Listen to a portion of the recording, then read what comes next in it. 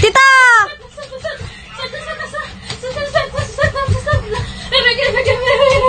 Tita! Ate ka daw teacher, nagtuturo.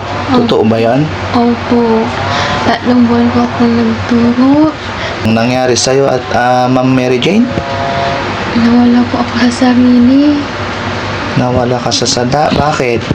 Bakit nawala ka sa sarili mo? Dahil po sa ex-boyfriend ko. Tapos po dahil po sa crush ko na isang lalaki. Tapos nagkaganito na po. Nagkagulo-gulo na lahat. Tuwa niya po ako. Anong ginawa niya sa'yo? Pinainom niya po ako ng pampabaliw. Yung dahilan na nakakadena ka ngayon? Bakit ka tinali? Tinali niya po kasi po magulo po ako. Ay, nanggugulo ka. Opo. Hindi natin sila banda. Masapi sa akin. May sumasapi sa'yo. May sumasapi mo sa akin na bad spirit. Nakikita mo sila? Nakikita mo sila? Yung lola ko po na hindi po matahimik. Lola mo? Opo. Asan yung lola mo? Nandiyan po siya po. Yan mga kababayan, magandang araw sa ating lahat. May pupuntahan po tayo dito na dinulog ni Vice Mayor Dang Mamaril Macaraog, Vice Mayor ng Malasiki, Pangasinan. Isang licensed teacher po na depressed, parang nawala sa sarili. Ngayon, napag-usapan namin ng team at ni Daddy Frankie na kami muna ang pansamantalang puntahan at pasyalan yung dinulog sa atin. Titignan natin kung ano yung kwento na sinasabi nila na parang wala sa sarili itong isang dating guro. Kaya mga kababayan, samahan nyo kami ni Bandam tsaka ng buong team para makita natin yung sitwasyon na sinasabi sa atin. So sabi nila na makapit bahay dito yung bahay niyang inaano nila sa atin, Bandam. Nakabandam. Tandaan ka lang dyan. Guro? Ha? Ba tayo guro? Oo, dating guro. Dati guro? Dating teacher ba? Dati Oo, dating teacher. Yes po, good morning. Good morning, nanay. Po kayo, sir. Kamusta po?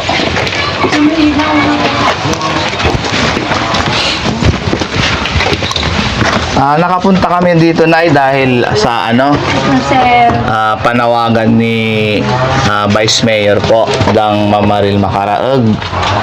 Kasi anin natin yung inaano nila ang pangalan nun, Ma'am Mary Jane, Mary Jane. Oh, Ma'am Mary Jane. Si Juan. Nandyan po siya ngayon, Nay? Opo sir, ilang na loob. Yan po sa loob. Pwede pong pumasok? Opo, pwede po. Para makita po namin. Actually, Nay, inutusan lang po kami ni Daddy Frankie na puntahan namin si Ma'am Mary Jane, Ay, ito siya pala. Ma'am Mary Jane, good morning. Hello po. Good morning po. Yan. Pwede makipagkwentuhan sa'yo? Opo. Pwede. Kayo? Makipagkwentuhan kami ni Bandam. Kilala mo si Bandam? Bandam? Akala ko siya si Daddy Frankie. Bandam pa lang. Ay, Daddy Frankie. Kilala mo si Daddy Frankie? Opo. Ay, kilala mo siya. Nakaupo dun sa tricycle po. Sa kulong-kulong po. Sa kulong-kulong. Opo. Nakaupo siya doon. Opo. Saan mo siya nakita? Doon sa kalsada po. Dito sa may labasan? Opo. Doon sa may kalsada po. Sa may labasan. Kailan mo nakita? Nung isang araw po. Mga last week po. Ay, last week. Opo. Bali, nung lumabas ka dyan, nakita mo si Daddy Frankie? Opo. Nakita ko po si Daddy. Nung nakita mo si Daddy Frankie, nakita ka niya rin. Opo. Gwapo. Ang gwapo po siya. Gwapo siya. Nag-smile siya. Ay, nag-smile siya sa'yo. Sinong gwapo? Si Daddy Frankie o si Pinigyan Bandam? niya ako sa Bandam. Ay, mas gwapo ka daw. Papa. Oo. Gwapo pa. Kasi Ma'am Mary Jane, matanong ko lang kasi sabi nila sa amin, dati ka daw teacher, nagtuturo. Totoo ba yan? Opo. 3 buwan po ako nagturo. Nag-substitute po ako. Saan ka nagturo? Anong school? Sa Luna po, Luna National High School po. Ay, Luna National High School. Opo. Eh di namimiss ka na ng mga estudyante mo. Opo. Kasi bakit? Anong nangyari sa'yo at Ma'am Mary Jane? Nawala po ako sa sarili. Nawala ka sa sada? Bakit? Bakit nawala ka sa sarili mo? Dahil po sa ex-boyfriend ko, tapos po dahil po sa crush ko na isang lalaki. Tapos nagkaganito na po, nagkagulo-gulo na lahat. Anong pangalan ng ex-boyfriend mo? Ex-boyfriend ko, Benji Antonio po. Benji Antonio. Opo. Parang siya yung dahilan bakit ka nagkaganyan. Opo, siya yung dahilan ba't nanggugulo po siya. Hindi niya po matanggap. Nawala na kayo. Opo, nawala na kami. Bakit mo siya binrake? Binalik ko po siya kasi parang di na kami umuusad. Bandam. Hindi na kayo umuusad. Opo, parang pare-parehas na lang po yung nangyayari. Bandam. Tinungan mo ako. Parang di na work it yung relasyon nyo. Parang ganon. Opo. Parang wala na po sa tawag mo, parang di na po nag-move forward. Di na nagmo-move Hindi forward. na umuusad, wala nang bago. Yan pa rin. Tapos, nung hiwalay na kayo, ganyan yan ang nangyari sa'yo? Opo. Pinaliw niya po ako. Anong ginawa niya sa'yo? Pinainom niya po ako ng pampabaliw. Betchin po ata yun. Pitching. Opo. Kaya ka nagkaganyan. Kasi noon nagluluto siya. Nagluluto din siya. Nagluluto din ako.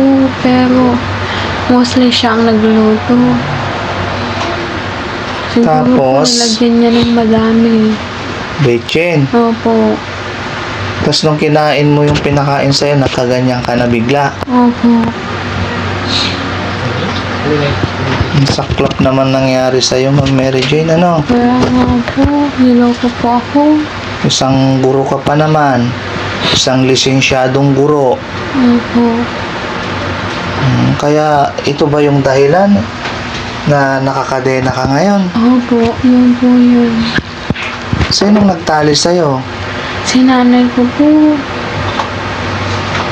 Bakit? Bakit ka tinali? Tinali niya po kasi po magulo po ako. Ay, nanggugulo ka. Opo. Ano yung mga ginagawa mo? Namamalo, nambabasa ng tubig. Ganun po yung mga ginagawa ko. Pero alam niya mga kababayan yung nagagawa niya So, nakakausap siya ng tama si Ma'am Mary Jane.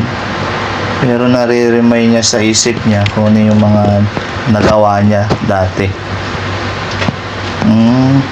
Bali, pag lumalabas ka, yun ang ginagawa mo. Opo.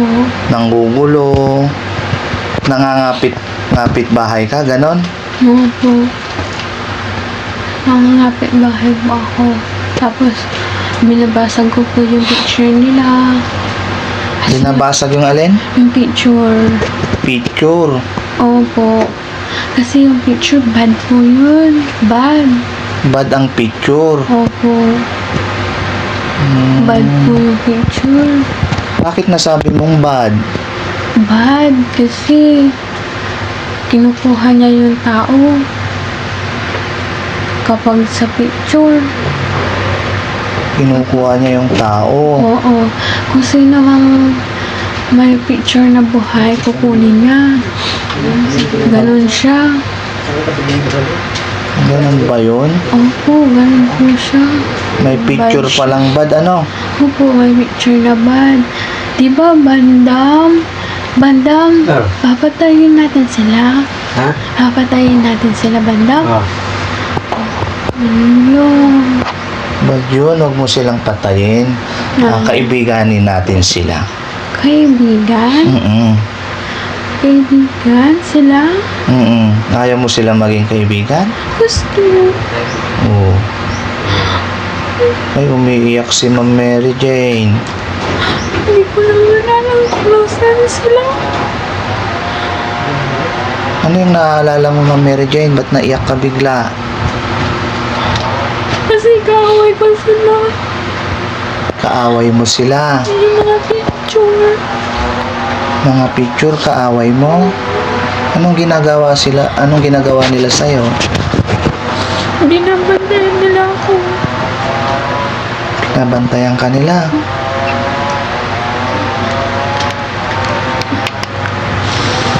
Yun yung mga naaalala mo na nangyayari sa'yo.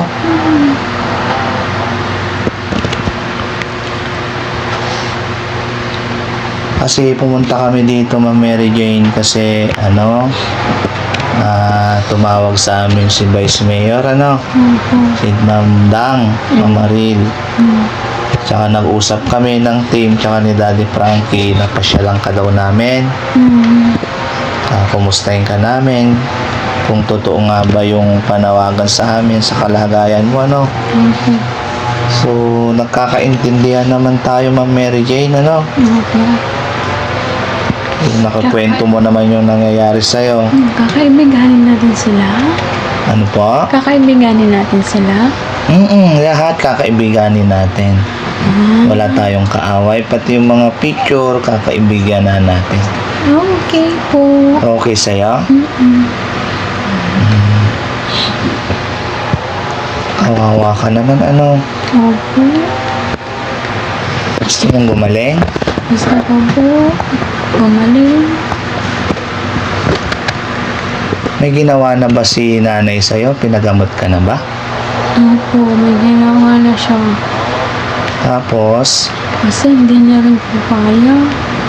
hindi kaya. Hindi ka gumaling. Hindi po. Pero alam mo yung nangyayari sa'yo at ginagawa mo. Opo. Bakit mo ginagawa yon, yung bagay na ganon, yung sabi mo lumalabas, nagwawala, nagbabasag? Bakit mo siya nagagawa? Dahil po sumasapi sa akin. May sumasapi sa'yo. May sumasapi po sa akin na bad spirit. Nakikita mo sila? Yes. Nakikita mo sila? Yung lola ko po na hindi po matahimik. Lola mo? Opo. Asan yung lola mo? Nandiyan po siya po. Nakikita mo siya ngayon dyan, si lola? Opo. Hindi siya matahimik kasi pinatay siya. Pinatay siya. Oo, dun sa gripo. Sinong pumatay sa kanya? Dinaril siya. Si Kuya, Kuya Peter. Yung pong inalagaan niyang bata, yun din po ang pumatay sa kanya. Inalagaan niya si Kuya Peter, tapos Tapos yun din po ang pumatay sa kanya.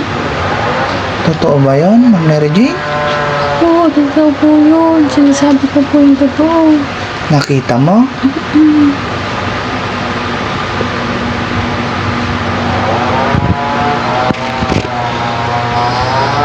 Yung mga kababayan, may iba na namang kwento si Ma'am Mary Jane.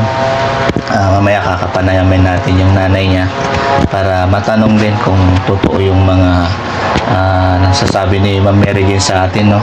Yung mga kababayan, si Ma'am Mary Jane ay isang lisensyadong guro. Dating nagtuturo po siya diyan sa sa National High School ng Barangay Lunat. Ngayon, kinakausap natin siya. So, okay naman yung pag-uusap namin. Nakakapagpalitan kami ng sagot sa mga tanong ko, nasasagot niya naman. So, tanungin natin po siya ulit kung alam niya talaga yung kasing nangyayari sa kanya. kung bakit siya nagkaganto. Ang isang dahilan niya dahil sa mga kababayan, dahil sa ex-boyfriend niya. Tsaka nabanggit niya may crush daw din siya. Parang yun yung nag-trigger yata sa kanya para mangyari to sa kanya. Kasi kita na naman natin na depressed siya kasi hindi naman siguro gagawin ng pamilya niya na parang ikakadena siya ng ganito kung hindi po totoo rin yung nakukwento niya mismo ni Ma'am Mary Jane. So Ma'am Mary Jane, kasi kakausapin din namin yung nanay mo. Opo. Kasi parang nabigla lang ako sa sinabi mo na ang dahilan ng pagkamatay ni Lola is yung dati niyang inalagaan, Opo. na bakit niya ginawa yun. Sigurado ka, Ma'am Mary Jane, nakita mo? Anong ginawa kay Lola? Pinatay po siya sa sa CR po. Nakita mo mismo ng mata mo, Ma'am Mary Jane? Opo. So ngayon si Lola, sasabi mo nandito siya, nakikita mo siya? Opo, andyan po si Lola. Pumasok kami dito, Ma'am Mary Jane, di ba magagalit si Lola sa amin? Hindi po. Ma'am Mary Jane, kaibigan kami, ha? Opo. Kaibigan kami. Opo. Pinuntahan ka namin dito para makita namin yung kalagayan mo. Opo. Pagaling ka, ha, Ma'am Mary Jane? Ganda-ganda mo pa naman. Salamat po. Pag gusto mo pa ulit, makabalik at makapagturo, Opo, gusto ko po magturo.